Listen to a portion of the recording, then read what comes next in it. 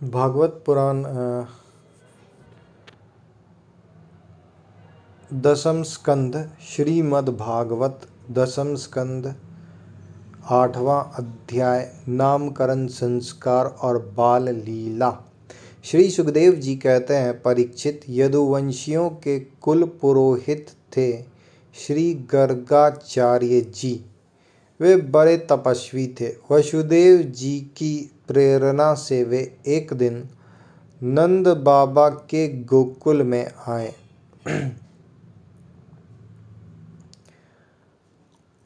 उन्हें देखकर नंद बाबा को बड़ी प्रसन्नता हुई। वे हाथ जोड़कर उठ खड़े हुए, उनके चरणों में प्रणाम किया। इसके बाद ये स्वयं भगवान ही हैं, इस भाव से उनकी पूजा की। जब गर्गाचार्य जी आराम से बैठ गए और विधि पूर्वक उनका आतिथ्य सत्कार हो गया, तब नंद बाबा ने बड़ी ही मधुर वाणी से उनका अभिनंदन किया और कहा, भगवान, आप तो स्वयं पूर्ण काम हैं, फिर मैं आपकी क्या सेवा करूं? आप जैसे महात्माओं का हमारे जैसे गृहस्थों के घर आ जाना ही हमारे परम कल्याण का कारण है। हम तो घरों में इतने उलझ रहे हैं और इन प्रपंचों में हमारा चित्त इतना दीन हो रहा है कि हम आपके आश्रम तक जा भी नहीं सकते। हमारे कल्याण के सिवा आपके आगमन का और कोई हेतु नहीं है। प्रभु, जो बात साधारणतः इंद्रियों की पहुँच के बाहर है अथवा भूत और भविष्य के गर्भ में निहित है, वह भी ज्योतिष शास्त्र के द्वारा प्रत्यक्ष जान ली जाती है। आपने उसी ज्योतिष शास्त्र की रचना की है। आप ब्रह्मवेत्ताओं में श्रेष्ठ हैं।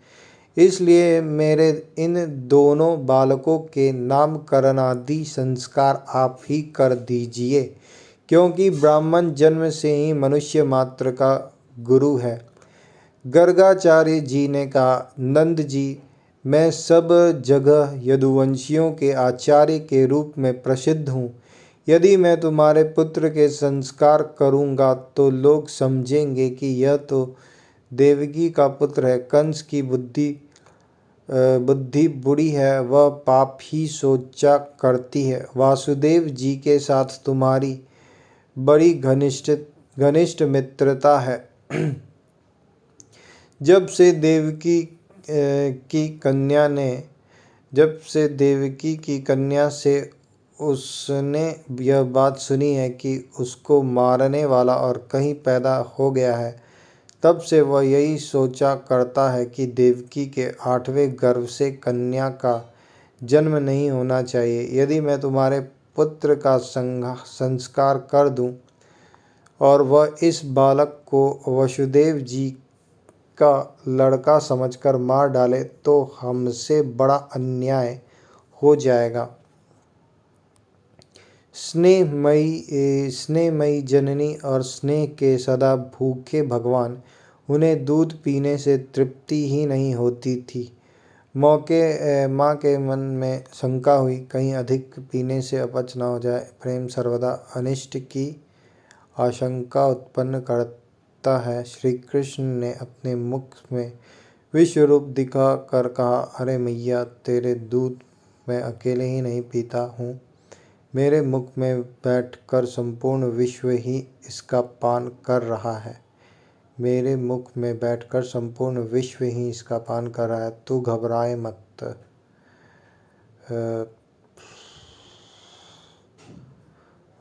वात्सल्यमयी यशोदा माता अपने लाला के मुख में विश्व देखकर डर गई, परंतु वात्सल्य प्रेम रस भावित हृदय होने से उन्हें विश्वास नहीं हुआ। उन्होंने यह विचार किया कि यह विश्व का बखेरा लाला के मुंह में कहाँ से आया। हो न हो यह मेरी इन निगोरी आँखों की ही गड़बड़ी है।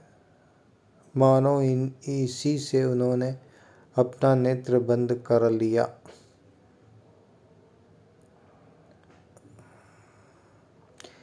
जब से देवकी की कन्या से उसने यह बात सुनी है कि उसको मारने वाला और कहीं पैदा हो गया है, तब से वह यही सोचा करता है कि देवकी के 8वें गर्भ से कन्या का जन्म नहीं होना चाहिए। यदि मैं तुम्हारे पुत्र का संस्कार कर दूं और वह इस बालक को वसुदेव जी का लड़का समझकर मार डाले तो हमसे बड़ा अन्याय हो जाएगा। नंद बाबा ने कहा, आचार्य जी, आप चुपचाप इस एकांत गौशाला में केवल स्वास्ति वाचन करके इस बालक का द्विजाति समुचित नामकरण संस्कार मात्र कर दीजिए। औरों की कौन कहे, मेरे सगे संबंधी भी इस बात को न जानने पाए। श्री सुखदेव जी कहते हैं, गर्गाचार्य जी तो संस्कार करना चाहते ही थे। जब नंद बाबा ने उनसे इस प्रकार प्रार्थना की, तब उन्होंने एकांत में छिपकर गुप्त रूप से दोनों बालकों का नामकरण संस्कार कर दिया। गर्गाचार्य जी ने कहा, यह रोहिणी का पुत्र है, इसलिए इसका नाम होगा रोहिण्य। यह अपने सगे संबंधी और मित्रों को अपने गुणों से अत्यंत आनंदित करेगा, इसलिए इसका दूसरा नाम होगा राम। इसके बल की कोई सीमा नहीं है, अतः इसका एक नाम बल भी है। यह यादवों में और तुम लोगों में कोई भेदभाव नहीं रखेगा और लोगों में फूट पड़ने पर मेल करावेगा, इसलिए इसका एक नाम संकर्षण भी है। और यह जो सांवला सांवला है, यह प्रत्येक युग में शरीर ग्रहण करता है। पिछले युगों में इसने क्रमशः श्वेत, रक्त और पीत ये 3 विभिन्न रंग स्वीकार किए थे। अब कि यह कृष्ण वर्ण हुआ है, इसलिए इसका नाम कृष्ण होगा। नंद जी, यह तुम्हारा पुत्र पहले कभी वसुदेव जी के घर भी पैदा हुआ था, इसलिए इस रहस्य को जानने वाले लोग इसे श्रीमान वासुदेव भी कहते हैं। तुम्हारे पुत्र के और भी बहुत से नाम हैं तथा रूप भी अनेक हैं। इसके जितने गुण हैं और जितने कर्म, उन सब के अनुसार अलग अलग नाम पड़ जाते हैं। मैं तो उन नामों को जानता हूँ, परंतु संसार के साधारण लोग नहीं जानते। यह तुम लोगों का परम कल्याण करेगा। समस्त गोप और गौओं को यह बहुत ही आनंदित करेगा। इसकी सहायता से तुम लोग बड़ी बड़ी विपत्तियों को बड़ी सुगमता से पार कर लोगे। वज्रराज, पहले युग की बात है, एक बार पृथ्वी में कोई राजा नहीं रह गया था। डाकुओं ने चारों ओर लूट खसोट मचा रखी थी। तब तुम्हारे इसी पुत्र ने सज्जन पुरुषों की रक्षा की और इससे बल पाकर उन लोगों ने लुटेरों पर विजय प्राप्त की। जो मनुष्य तुम्हारे इस सांवले सलोने शिशु से प्रेम करते हैं, वे बड़े भाग्यवान हैं। जैसे विष्णु भगवान के कर कमलों की छत्र छाया में रहने वाले देवताओं को असुर नहीं जीत सकते, वैसे ही इससे प्रेम करने वालों को भीतर या बाहर किसी भी प्रकार के शत्रु नहीं जीत सकते। नंद जी, चाहे जिस दृष्टि से देखें, गुण में, संपत्ति और सौंदर्य में, कीर्ति और प्रभाव में तुम्हारा यह बालक साक्षात भगवान नारायण के समान है। तुम बड़ी सावधानी और तत्परता से इसकी रक्षा करो। इस प्रकार नंद बाबा को भली भांति समझाकर आदेश देकर गर्गाचार्य जी अपने आश्रम को लौट गए। उनकी बात सुनकर नंद बाबा को बड़ी ही आनंद हुआ। उन्होंने ऐसा समझा कि मेरी सब आशा लालसाएं पूरी हो गई। मैं अब कृतकृत्य हूँ। परीक्षित, कुछ ही दिनों में राम और श्याम घुटनों और हाथों के बल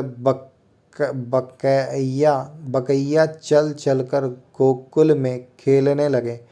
दोनों भाई अपने नन्हे नन्हे पाँवों को गोकुल की कीचड़ में घसीटते हुए चलते उस समय उनके पांव और कमर के घुंघरू रुनझुन बजने लगते। वह शब्द बड़ा भला मालूम पड़ता।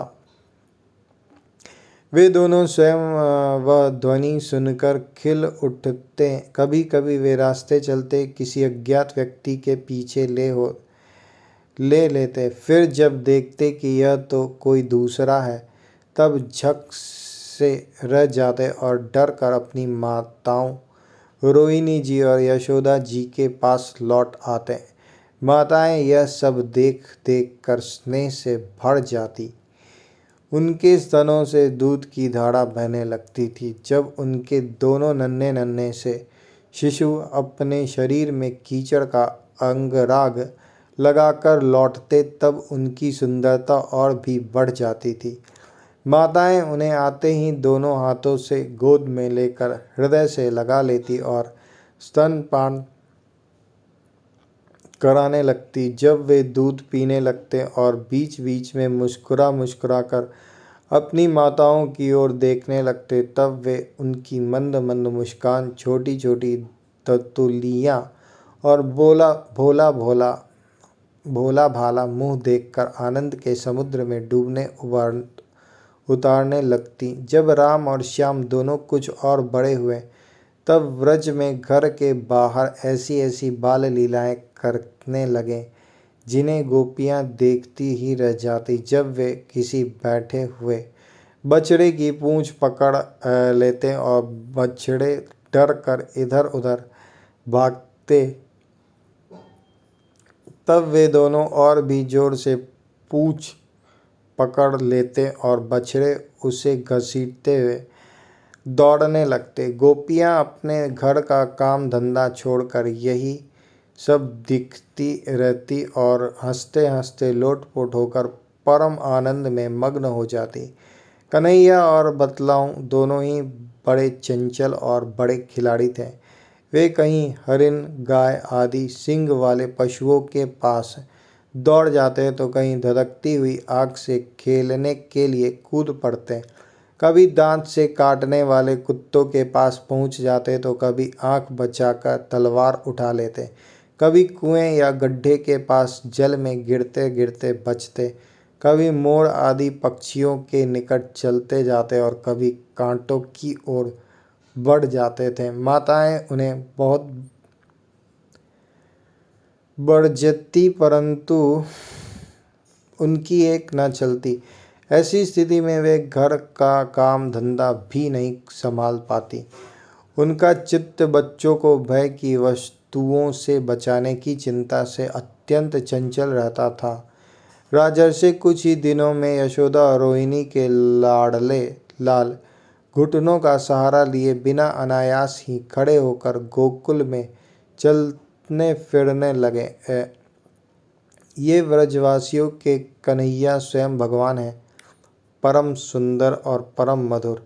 अब वे और बलराम अपनी ही उम्र के ग्वाल बालों को अपने साथ लेकर खेलने के लिए व्रज में निकल पड़ते और व्रज की भाग्यवती गोपियों को निहाल करते हुए तरह तरह के खेल खेलते। उनके बचपन की चंचलताएं बड़ी ही अनोखी होती थी। गोपियों को तो वे बड़े ही सुंदर और मधुर लगती। एक दिन सब की सब इकट्ठी होकर नंद बाबा के घर आई और यशोदा माता को सुनाकर कन्हैया के करतूत कहने लगी। अरे यशोदा, यह तेरा कान्हा बड़ा नटखट हो गया है। गाय दूहने का समय न होने पर भी यह बछड़ों को खोल देता है और हम डांटती हैं तो ठठा ठठा कर हंसने लगता है। यह जोड़ी के बड़े बड़े उपाय करके हमारे मीठे मीठे दही दूध चुरा चुरा कर खा जाता है। केवल अपने ही खाता है। खाता तो भी एक बात थी। केवल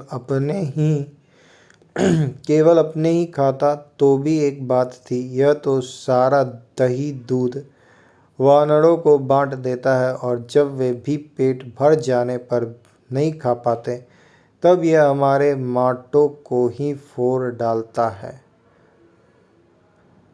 यदि घर में कोई वस्तु इसे नहीं मिलती तो यह घर और घर वालों पर बहुत खींचता है और हमारे बच्चों को रुलाकर भाग जाता है। जब हम दही दूध को छींकों पर रख देती हैं और इसके छोटे छोटे हाथ वहाँ तक नहीं पहुँच पाते, तब यह बड़े बड़े उपाय रचता है। कहीं 2-4 पीढ़ियों को एक के ऊपर एक रख देता है, कहीं उखल पर चढ़ जाता है तो कहीं उखल पर पीढ़ा रख देता है। कभी कभी तो अपनी किसी साथी के कंधे पर ही चढ़ जाता है। जब इतने पर भी काम नहीं चलता, तब यह नीचे से ही उन बर्तनों में छेद कर देता है। इसे इस बात की पक्की पहचान रहती है कि किस छींकने पर किस बर्तन में क्या रखा है, और ऐसी ढंग से छेद करना जानता है कि किसी को पता तक न चले। जब हम अपनी वस्तुओं को बहुत अंधेरे में छिपा देती हैं, तब नंद रानी, तुमने जो इससे बहुत से मणिमय आभूषण पहना रखे हैं, उनके प्रकाश से आप अपने आप ही सब कुछ देख लेता है। इसके शरीर में भी ऐसी ज्योति है जिससे इसे सब कुछ दिख जाता है। यह इतना चालाक है कि कब कौन कहाँ रहता है इसका पता रहता है, और जब हम सब घर के काम धंधों में उलझी रहती हैं, तब यह अपना काम बना लेता है। ऐसा करके भी ढिठाई की बातें करता है, उल्टे हमें ही चोर बनाता और अपने घर का मालिक बन जाता है। इतना ही नहीं, यह हमारे लीपे पुते स्वच्छ घरों में मूत्र आदि भी कर देता है। तनिक देखो तो इसकी चोर वहाँ तो चोरी के अनेकों उपाय करके काम बनाता है, और यही यहाँ मालूम हो रहा है मानो पत्थर की मूर्ति खड़ी हो। वाह रे भोले भाले साधु।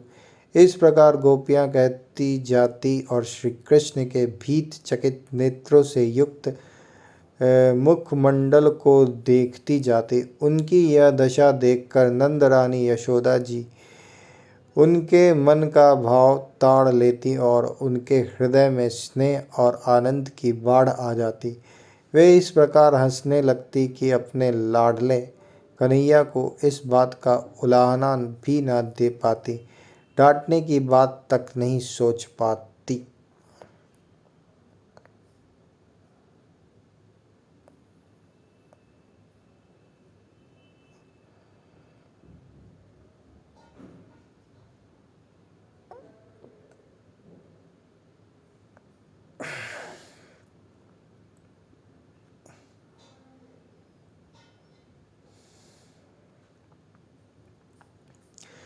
समस्त श्रौत स्मार्त कर्मों से बहिष्कार कर देना चाहिए, अर्थात परमात्मा का शरीर भूत समुदाय से बना हुआ नहीं होता।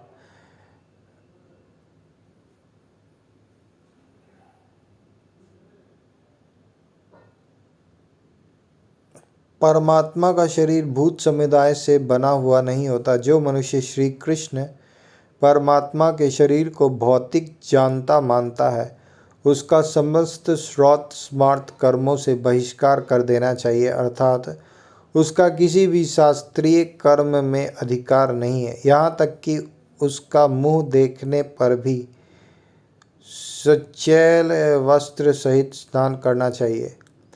श्रीमद् भागवत में ही ब्रह्मा जी ने भगवान श्री कृष्ण की स्तुति करते हुए कहा है, अब आपने अस्वापि देव वपुषो मदनुग्रहस्य स्वेच्छामयस्य न तो भूतमयस्य को अपि।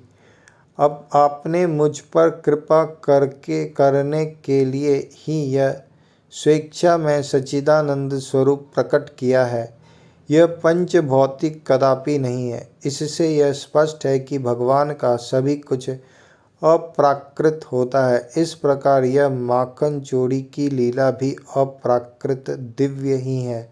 यदि भगवान के नित्य परम धाम में अभिन्न रूप से नित्य निवास करने वाली नित्य सिद्धा गोपियों की दृष्टि से न देख कर केवल साधन सिद्ध गोपियों की दृष्टि से देखा जाए तो भी उनकी तपस्या इतनी कठोर थी, उनकी लालसा इतनी अनन्य थी, उनका प्रेम इतना व्यापक था और उनकी लगन इतनी सच्ची थी कि भक्त वात्सल्य कल्पतरु प्रेम रस में भगवान उनके इच्छानुसार उन्हें सुख पहुँचाने के लिए माखन चोरी की लीला करके उनकी इच्छित पूजा ग्रहण करें, चीरहरण करके उनका रहा सहा व्यवधान का पर्दा उठा दे और रासलीला करके उनको दिव्य सुख पहुँचाए तो कोई बड़ी बात नहीं। भगवान की नित्य सिद्धा चिदानंदमयी गोपियों के अतिरिक्त बहुत सी ऐसी गोपियाँ और थीं जो अपनी महान साधना के फलस्वरूप भगवान की मुक्त जन वांछित सेवा करने के लिए गोपियों के रूप में अवतीर्ण हुई थी। उनमें से कुछ पूर्व जन्म की देव कन्याएं थीं, कुछ श्रुतियाँ थीं,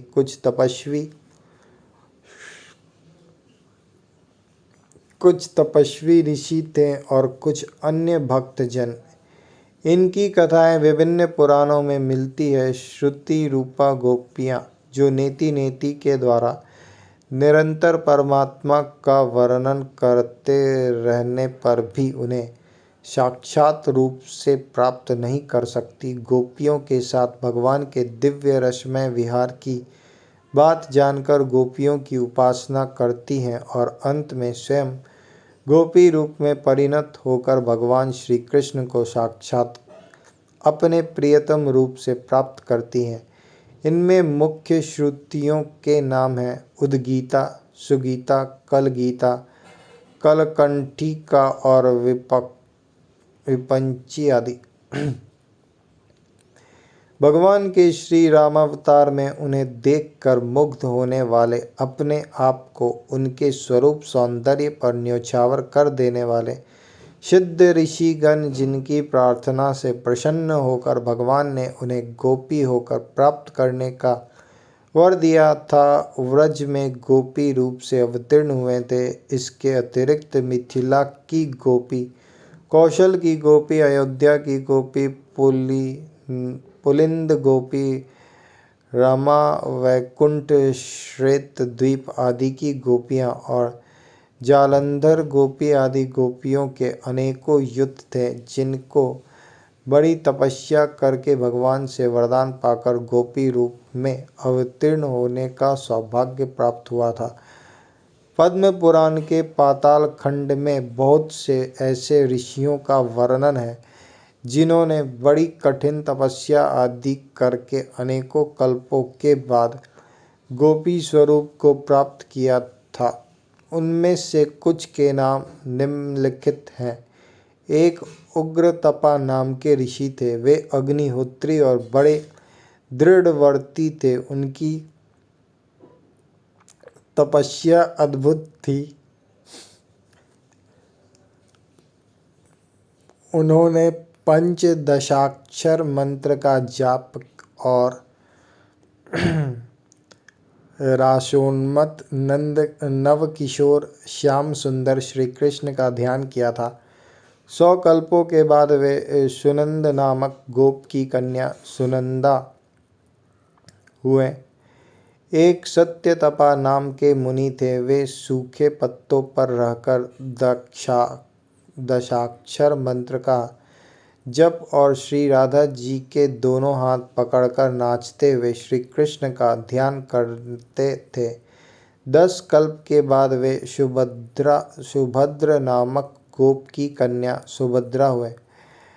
हरिधामा नाम के एक ऋषि थे। वे निराहार रहकर क्ली काम बीज से क्लीं वे निराहार रहकर क्लीं काम बीज से युक्त विंशाक्षरी मंत्र का जप करते थे और माधवी मंडप में कोमल कोमल पत्तों की शैया पर लेटे हुए युगल सरकार का ध्यान करते थे। 3 कल्प के पश्चात वे सारंग नामक गोप के घर रडंगवेनी नाम से अवतीर्ण हुए।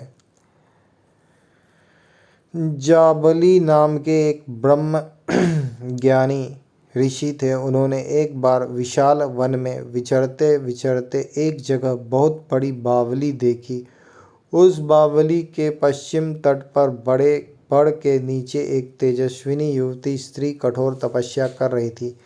वह बड़ी सुंदर थी। चंद्रमा की शुभ्र किरणों के समान उसकी चांदनी चारों ओर छिटक रही थी। उसका बायां हाथ अपनी कमर पर था और दाहिने हाथ से वह ज्ञान मुद्रा धारण किए हुए थी। जाबाली की बड़ी नम्रता के साथ पूछने पर उस तापसी ने बतलाया, मैं वह ब्रह्म विद्या हूँ जिसे बड़े बड़े योगी सदा ढूंढा करते हैं। मैं श्री कृष्ण के चरण कमलों की प्राप्ति के लिए इस घोर वन में उन पुरुषोत्तम का ध्यान करती हुई दीर्घ काल से तपस्या कर रही हूँ। मैं ब्रह्मानंद से परिपूर्ण हूँ और मेरी बुद्धि भी उसी आनंद से परितृप्त है, परंतु श्री कृष्ण का प्रेम मुझे अभी प्राप्त नहीं हुआ, इसलिए मैं अपने को शून्य देखती हूँ। ब्रह्मज्ञानी जाबाली ने उसके चरणों पर गिरकर दीक्षा ली और फिर व्रज वीथियों में विहरने वाले भगवान का ध्यान करते हुए वे एक पैर से खड़े होकर बड़ी कठोर तपस्या करते रहे। 9 कल्पों के बाद प्रचंड नामक गोप के घर वे चित्रगंधा के रूप में प्रकट हुए। कुशध्वज नामक ब्रह्मर्षि के पुत्र शुचि, श्रवा और सुवर्ण देवतत्वज्ञ थे। उन्होंने शीर्षासन करके हिंग हंस मंत्र का जाप करते हुए और सुंदर कंदर्प तुल्य गोकुलवासी 10 वर्ष की उम्र के भगवान श्री कृष्ण का ध्यान करते हुए घोर तपस्या की। कल्प के बाद वे व्रज में सुधीर नामक गोप के घर उत्पन्न हुए। इसी प्रकार और भी बहुत सी गोपियों के पूर्व जन्म की कथाएं प्राप्त होती हैं। विस्तार भव से उन सब का उल्लेख यहाँ नहीं किया गया। भगवान के लिए इतनी तपस्या करके इतनी लगन के साथ कल्पों तक साधना करके जिन त्यागी भगवत प्रेमियों ने गोपियों का तन मन प्राप्त किया था, उनकी अभिलाषा पूर्ण करने के लिए, उन्हें आनंद दान देने के लिए यदि भगवान उनकी मनचाही लीला करते हैं तो इसमें आश्चर्य और अनाचार की कौन सी बात है।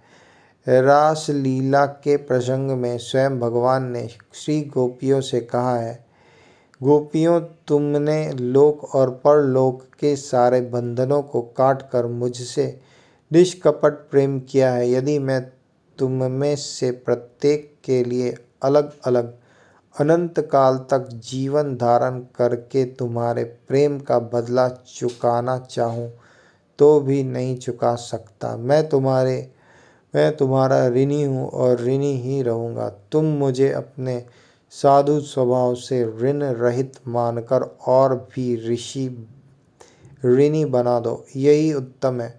सर्वलोक महेश्वर भगवान श्री कृष्ण स्वयं जिन महाभागा गोपियों के ऋणी रहना चाहते हैं, उनकी इच्छा होने से पूर्व ही भगवान पूर्ण कर दे, यह तो स्वाभाविक ही है। भला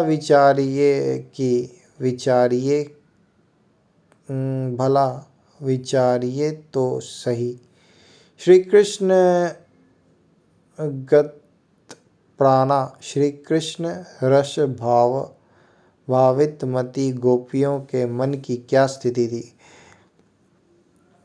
गोपियों का तन मन धन सब कुछ प्राण प्रियतम श्री कृष्ण का था। वे संसार में जीती थी, श्री कृष्ण के लिए घर में रहती थी, श्री कृष्ण के लिए, और घर के सारे काम करती थी श्री कृष्ण के लिए ही। श्री कृष्ण की निज सामग्री से ही श्री कृष्ण को पूज कर श्री कृष्ण को सुखी देखकर वे सुखी होती थी। प्रातःकाल निद्रा टूटने के समय से लेकर रात को सोने तक वे जो कुछ भी करती थी सब श्री कृष्ण की प्रीति के लिए ही करती थी। यहाँ तक कि उनकी निद्रा भी श्री कृष्ण में ही होती थी।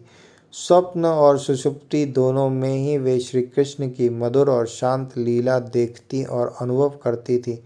रात को दही जमाते समय श्याम सुंदर की माधुरी छवि का ध्यान करती हुई प्रेममयी प्रत्येक गोपी यह अभिलाषा करती थी कि मेरा दही सुंदर जमे श्री कृष्ण के लिए उसे बिलो कर मैं बढ़िया सा और बहुत सा माखन निकालूं और उसे उतने ही ऊंचे छीके पर रखूं जितने पर श्री कृष्ण के हाथ आसानी से पहुंच सके। फिर मेरे प्राणधन श्री कृष्ण अपने सखाओं को साथ लेकर हंसते और क्रीड़ा करते हुए घर में पदार्पण करें, माखन लूटे और अपने सखाओं और बंदरों को लुटाएं। आनंद में मत होकर मेरे आंगन में नाचे और मैं किसी कानों में छिप कर इस लीला को अपनी आंखों से देखकर जीवन को सफल करूं और फिर अचानक ही पकड़कर हृदय से लगा लूं। सुदामा जी ने गाया है, एक दिन श्याम सुंदर कह रहे थे, मैया मुझे माखन भाता है, तू मेवा पकवान के लिए कहती है, परंतु मुझे तो वे रुचते ही नहीं। वही पीछे एक गोपी खड़ी श्याम सुंदर की बात सुन रही थी। उसने मन ही मन कामना की, मैं कब इन्हें अपने घर माखन खाते देखूंगी।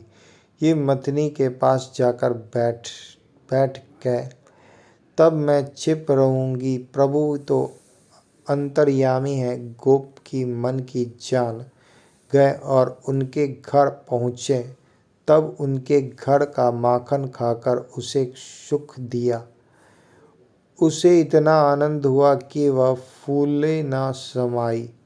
सुदामा जी गाते हैं, वह सुखी से छक कर फूली फूली फिरने लगी। आनंद उसके हृदय में समा नहीं रहा था। सहेलियों ने पूछा, अरे तुझे कहीं कुछ बड़ा धन मिल गया क्या? वह तो यह सुनकर और भी प्रेम विहल हो गई। उनका रोम रोम खिल उठा, वह गदगद हो गई, मुंह से बोली नहीं निकली। सखियों ने कहा, सखी ऐसा क्या बात है, हमें सुनाती क्यों नहीं? हमारे तो शरीर ही दो है, हमारा जी तो एक ही है, हम तुम दोनों एक ही रूप हैं, भला हमारे छिपाने की कौन सी बात है? तब उसके मुंह से इतना ही निकला, मैंने आज अनूप रूप देखा है। बस फिर वाणी रुक गई और प्रेम के आंसू बहने लगे। सभी गोपियों की यही दशा थी। एक दिन बलराम आदि ग्वालबाल श्री कृष्ण के पास आकर कहा, माँ कन्हैया ने मिट्टी खाई, साथ खेल रहे थे। उन लोगों ने माँ यशोदा के हैं। हितैषिणी यशोदा ने श्री कृष्ण का हाथ पकड़ लिया। उस समय श्री कृष्ण की आंखें डर के मारे नाच रही थी। यशोदा मैया ने डांट कर कहा, क्या रे नटखट, तू बहुत ढीठ हो गया है। तूने अकेले में छिपकर मिट्टी क्यों खाई? देख तो तेरे दल के तेरे सखा क्या कर रहे हैं। तेरे बड़े भैया बलदाऊ भी तो उन्हीं की ओर से गवाही दे रहे हैं।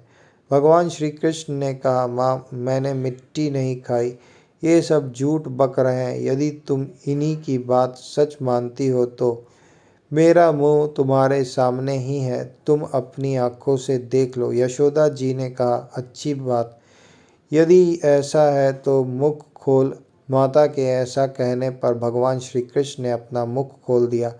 परीक्षित, भगवान श्री कृष्ण का ऐश्वर्य अनंत है। वे केवल लीला के लिए ही मनुष्य के बालक बने हुए हैं। यशोदा जी ने देखा कि उनके मुख में चर अचर संपूर्ण जगत विद्यमान है।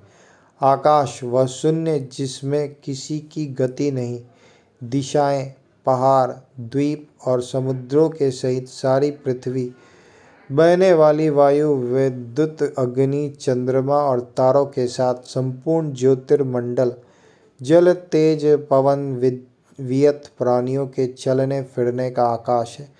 वैकारिक अहंकार के कार्य देवता मुख में दिख पड़े। परीक्षित, जीव, काल, स्वभाव, कर्म, उनकी वासना और शरीर आदि के द्वारा विभिन्न रूपों में दिखने वाला यह सारा विचित्र संसार, संपूर्ण व्रज और अपने आप को भी यशोदा जी ने श्री कृष्ण के नन्हे से खुले हुए मुख में देखा। वे बड़ी शंका में पड़ गईं।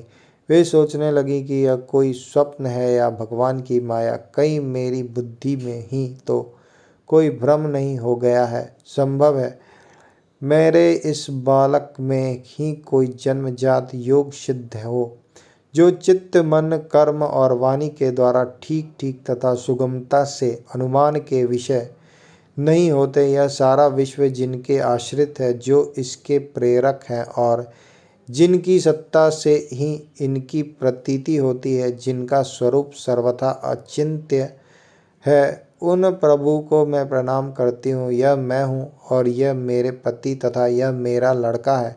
साथ ही मैं व्रजराज की समस्त संपत्तियों की स्वामिनी धर्म पत्नी हूँ। ये गोपियाँ, गोप और गोधन मेरे अधीन है, जिनकी माया से मुझे इस प्रकार की कुमति घेरे हुए है। वे भगवान ही मेरे एकमात्र आश्रय है। मैं उन्हीं की शरण में हूँ। जब इस प्रकार यशोदा माता श्री कृष्ण का तत्व समझ गई, तब सर्वशक्तिमान सर्वव्यापक प्रभु ने अपनी पुत्र स्नेहमयी वैष्णवी योग माया का उनके हृदय में संचार कर दिया। यशोदा जी को तुरंत वह घटना भूल गई। उन्होंने अपने दुलारे लाल को गोद में उठा लिया। जैसे पहले उनके हृदय में प्रेम का समुद्र उमड़ता रहता था, वैसे ही फिर उमड़ने लगा। सारे वेद, उपनिषद, सांख्य, योग और भक्तजन जिनके महात्म्य का गीत गाते गाते अघाते नहीं, उन्हीं भगवान को यशोदा जी अपने पुत्र मानती थी। राजा परीक्षित ने पूछा, भगवान नंद बाबा ने ऐसा कौन सा बहुत बड़ा मंगलमय साधन किया था और परम भाग्यवती यशोदा जी ने भी ऐसा कौन सी तपस्या की थी, जिसके कारण स्वयं भगवान ने अपने श्रीमुख से उनका स्तनपान किया। भगवान श्री कृष्ण की वे बाल लीलाएं, जो वे अपने ऐश्वर्य और महत्ता आदि को छिपाकर ग्वाल बालों में करते हैं, इतनी पवित्र है कि उनका श्रवण कीर्तन करने वाले लोगों के भी सारे पाप ताप शांत हो जाते हैं। त्रिकालदर्शी ज्ञानी पुरुष आज भी उनका गान करते हैं। वे ही लीलाएं उनकी जन्मदाता माता पिता देवकी वसुदेव जी को तो देखने तक को न मिली और नंद यशोदा उनका अपार सुख लूट रहे हैं।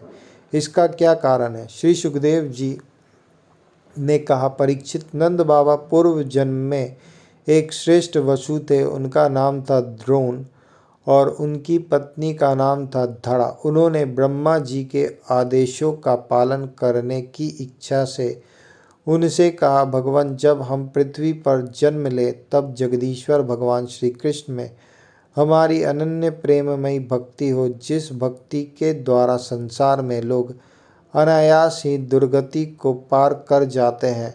ब्रह्मा जी ने कहा, ऐसा ही होगा। वे ही परम यशस्वी भगवान में द्रोण व्रज में पैदा हुए और उनका नाम हुआ नंद, और वे ही धड़ा इस जन्म में यशोदा के नाम से उनकी पत्नी हुई। परीक्षित, अब इस जन्म में जन्म मृत्यु के चक्र से छुड़ाने वाले भगवान उनके पुत्र हुए और समस्त गोप गोपियों की अपेक्षा इन पति पत्नी नंद और यशोदा जी का उनके प्रति अत्यंत प्रेम हुआ। ब्रह्मा जी की बात सत्य करने के लिए भगवान श्री कृष्ण बलराम जी के साथ व्रज में रहकर समस्त व्रजवासियों को अपनी बाल लीला से आनंदित करने लगे।